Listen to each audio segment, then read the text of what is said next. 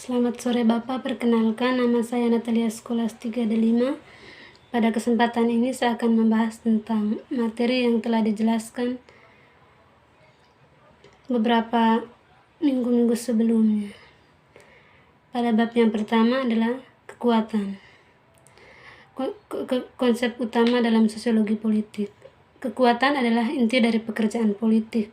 Tujuannya adalah untuk menjelaskan hubungan antara interaksi sosial, struktur sosial, dan proses sosial yang diubah oleh perjuangan dan sumber daya.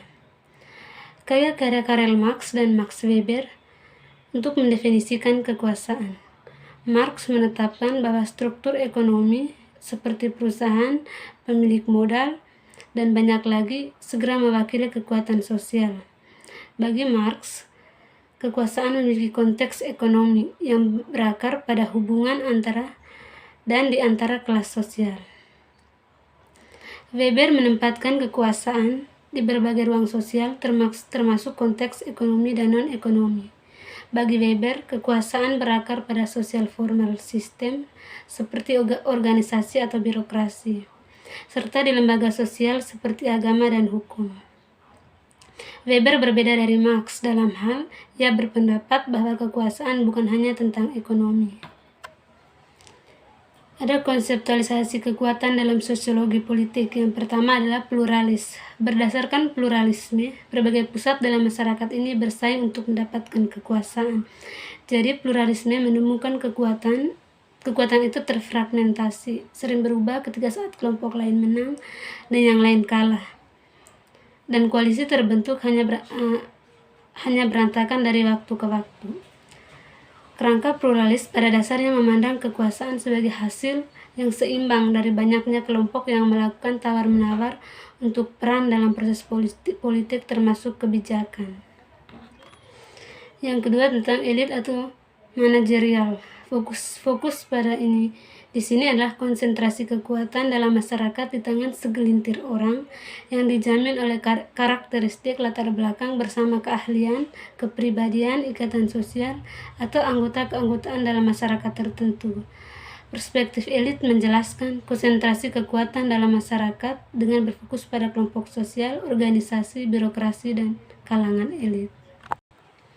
Pada bab 2 kita akan membahas tentang peran negara. Max Weber berpendapat bahwa negara adalah komunitas manusia yang mengklaim monopoli penggunaan sah kekuatan fisik dalam wilayah tertentu. Tilly mendefinisikan negara sebagai relatif terpusat, berbeda atau mengatur pejabat yang kurang lebih berhasil mengklaim kendali atas kepala konsensus alat kekerasan yang dilacak dalam populasi yang menghuni wilayah yang luas dan bersebelahan. Membedakan pemerintah dari negara. Negara bukan entitas tunggal tetapi jaringan sosial, tetapi jaringan organisasi. Pemerintah adalah rezim spesifik yang berkuasa di sembarang orang. Membedakan bangsa dan negara. Konsep bangsa dan negara sering membingungkan atau dianggap identik. Konsep-konsep inilah yang berbeda dengan bangsa yang mengacu pada budaya, identitas, keinginan bersama untuk menentukan nasib sendiri politik, sedangkan negara adalah badan hukum. Yang berikutnya munculnya bangsa. Untuk modernis, negara birokrasi adalah satu dari beberapa syarat yang diperlukan untuk munculnya bangsa, menunjukkan bahwa negara harus didahulukan. Berbagai bentuk negara. Ada 3 model dasar negara termasuk demokrasi, totalitarisme, dan otoriter. Demokrasi adalah sistem politik di mana kesempatan untuk berpartisipasi dan pengambilan keputusan sangat luas dibagi di antara semua warga negara dewasa. Yang berikut bab 3 politik, budaya, dan proses sosial. Yang pertama adalah budaya dan politik.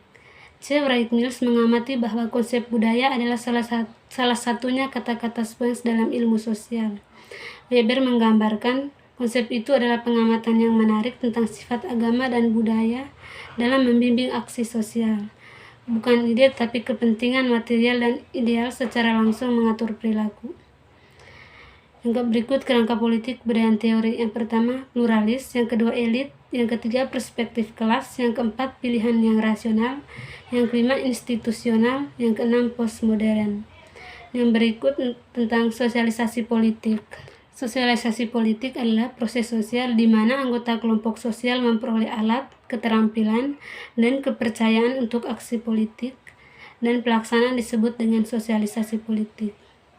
Yang berikut tentang nilai politik. Nilai-nilai politik dibentuk tidak hanya oleh agen-agen sosialisasi tetapi juga oleh apa yang digambarkan oleh sosiolog politik sebagai efek atau pengaruh periode terkait dengan peristiwa sosial pada periode tertentu dalam sejarah. Yang berikut adalah nilai-nilai agama dalam politik. Ketertarikan pada hubungan antar agama dan politik bukanlah hal baru. Kekuatan politik akan berpindah dari agama mendasarkan pada fokus kemampuan orang bebas untuk berpikir dan memilih penguasa dan kebijakan. Peran dari agama dalam politik sejak itu telah berubah. Dalam 2 abad terakhir menarik bagi pemikiran keagamaan telah digunakan untuk membenarkan tindakan politik seperti perang, deklarasi kemerdekaan, penghapusan perbudakan, dan intervensi negara dalam kelahiran dan kematian manusia. Yang berikut terlanjut ke bab 4 tentang ekonomi politik. Yang pertama yang dibahas adalah kapitalisme dan demokrasi. Dalam sistem ekonomi, kapitalis ada milik pribadi seperti properti, pengejaran keuntungan pribadi dan kompetitif, dan ketidaksetaraan dalam distribusi sumber daya masyarakat. Idealnya persaingan untuk mendapatkan keuntungan membuat masyarakat lebih efisien dan memotivasi individu untuk bekerja keras, meskipun dalam kenyataannya tidak seperti itu. Yang berikut tentang kerangka teori. Yang pertama itu pluralis. Dalam interpretasi masyarakat dan politik yang pluralis, fokus utamanya adalah pada hubungan di antara keduanya, sistem politik dan demokrasi. Pluralis mengakui bahwa beberapa distribusi kesalahan atau ketidaksetaraan sumber daya ekonomi ada, tetapi ketidakadilan dapat diperbaiki. Yang berikut elit atau manajerial. Dalam perspektif elit atau manajerial, Friedrich Mills menekankan bagaimana kekuasaan terpusat sehingga ekonomi didominasi oleh 2 atau 300 perusahaan secara administratif dan politik saling terkait yang bersama-sama memegang kunci untuk keputusan ekonomi. Yang ketiga, kelas atau Marxis. Teori kelas sangat sensitif terhadap ekonomi kapitalis. Kelompok kekuatan utama sesuai dengan teori ini adalah kelas yang berkuasa, yang dapat didefinisikan sebagai mereka yang memiliki dan mengendalikan sarana. Untuk mendapatkan untung, kelas penguasa mengeksploitasi kelas pekerja yang hanya punya tenaga kerjanya untuk dijual. Yang keempat tentang postmodern, menekankan apa yang terjadi dalam sistem ekonomi kapitalis dan pengembangan budaya konsumen ketika orang mencoba untuk menemukan identitas dan rasa diri sementara mempertanyakan sains dan rasionalitas. Yang berikut kita masuk pada bab 5. Lembaga sosial dan hubungan sosial. Yang pertama tentang pendidikan. Pendidikan adalah lembaga utama dalam masyarakat kita dan berbagai badan pemerintah memainkan peran kunci dalam bagaimana pendidikan beroperasi. Ahli teori elit menekankan peran administratif sekolah yang berfungsi untuk mempertahankan dominasi elit dan ketidaksetaraan dalam masyarakat. Teori kelas menunjukkan bagaimana kelas sosial mempengaruhi kuantitas dan kualitas seseorang. Dari sudut pandang postmodern, pendidikan mungkin terus berubah untuk tidak kepastian dan kekacauan, tetapi jika siswa diindoktrinasi dengan benar, mereka harus dapat perilaku mereka sendiri tanpa banyak intervensi dari pemerintah. Hubungan sosial yang berkembang di sekolah dikaitkan dengan kelas sosial yang berbeda latar belakang dan ras dan komposisi etnis dari seluruh sekolah dan kelas individu. Sekolah dengan struktur itu otoritas yang lebih arbitrer dan koersif menekankan kontrol perilaku dan mengikuti aturan cenderung dikaitkan dengan kelas pekerja dan kelompok siswa minoritas, sedangkan sistem yang lebih terbuka mendorong keterlibatan siswa, pilihan siswa dalam kursus, kurang langsung pengawasan dan kontrol motivasi internal cenderung menjadi ciri kerah putih yang lebih makmur dan sekolah kulit putih.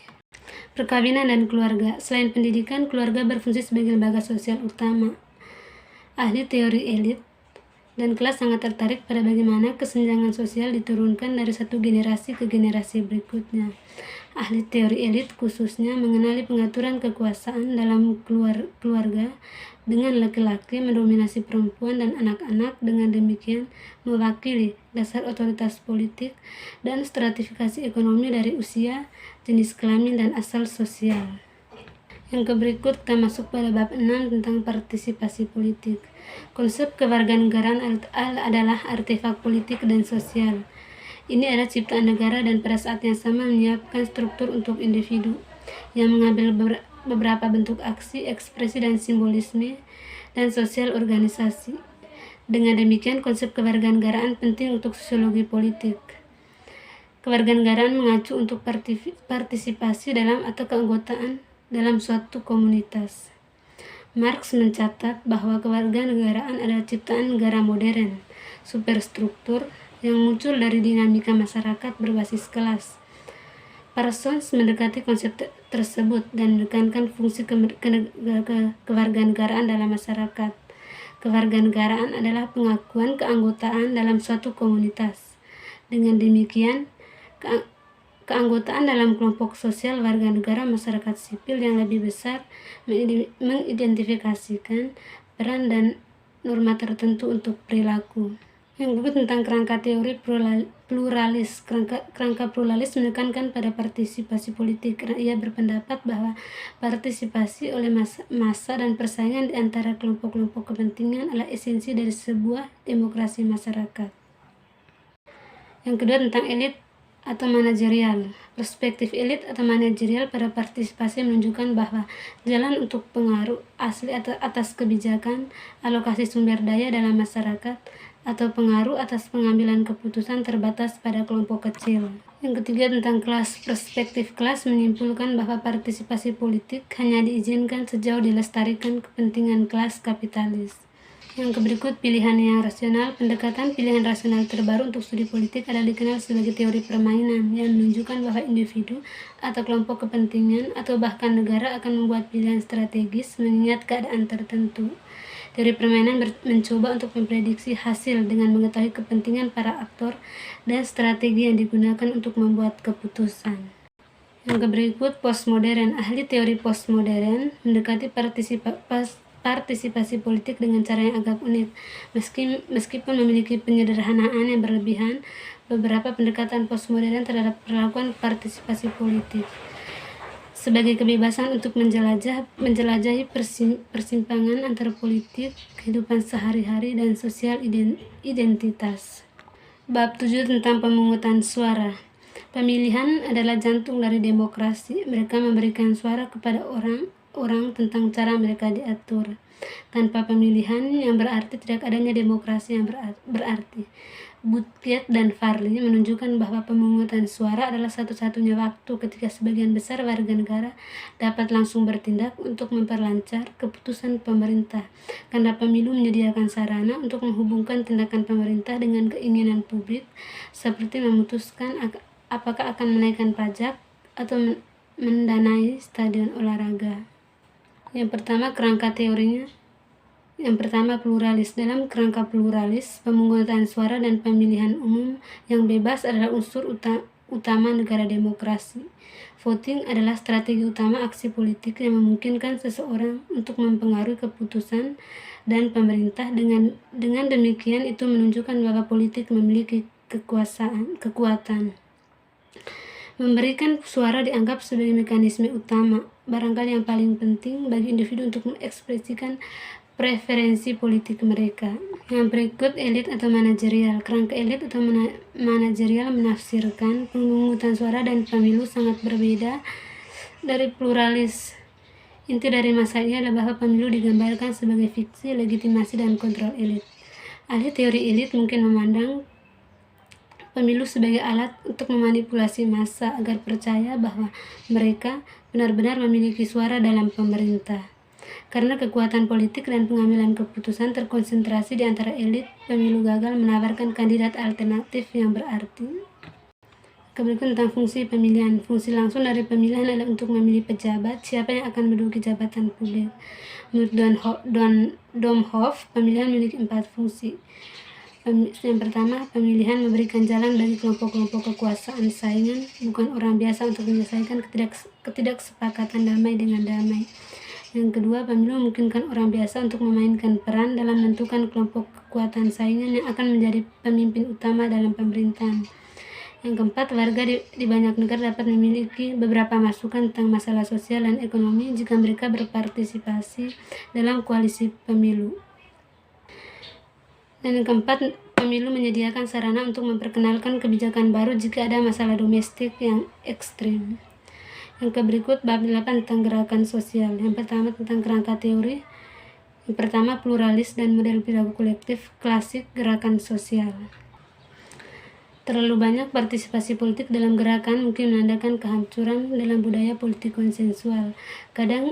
Namun kadang-kadang gerakan sosial dapat digunakan cara yang lebih melembaga, seperti bekerja dengan kelompok kepentingan untuk mendorong para pihak yang menyesuaikan diri untuk tuntutan kelompok yang sebelumnya tidak terwakili, atau untuk mendorong pembentukan partai politik baru.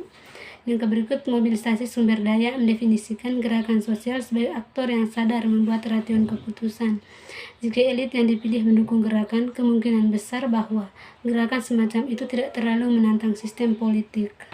Yang kedua, kerangka kelas atau model proses politik. Buchler dan lainnya menyarankan bahwa model proses politik mungkin merupakan cabang sumber daya mobilisasi, tetapi Adam berpendapat bahwa ia berbeda dari mobilisasi sumber daya dan bahwa model proses politik sangat cocok dengan kelas atau kerangka kerja Marxis, dan mereka menyetujuinya. Dalam masyarakat industri modern, masalah ekonomi dalam sistem kapitalis mendorong pertumbuhan dan perkembangan perjuangan kelas pekerja.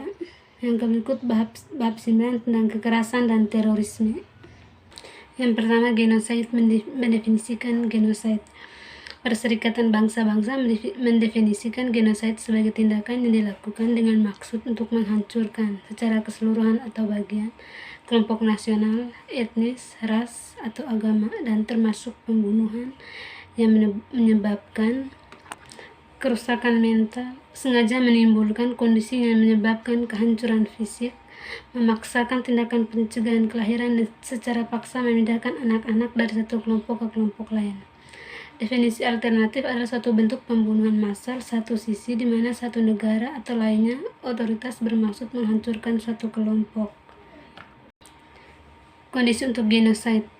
Dehumanisasi adalah bagian dari satu kampanye terorganisir yang melukis kelompok yang ditargetkan sebagai manusiawi atau kejahatan. Dehumanisasi kurang diperlukan ketika target bukan anggota masyarakat pelaku karena orang luar sering dipandang sebagai inferior. Yang berikut penyebab sosiologis genosid: modernitas, konflik etnis, efek samping kolonialisme, dan gangguan ekonomi dan sistem politik yang sebelumnya menyatukan masyarakat, meskipun secara dangkal adalah penyebab potensial genosid. Yang berikut kita akan bahas tentang terorisme. Terorisme adalah dasar strategis untuk pembuatan perang dan pembuatan negara.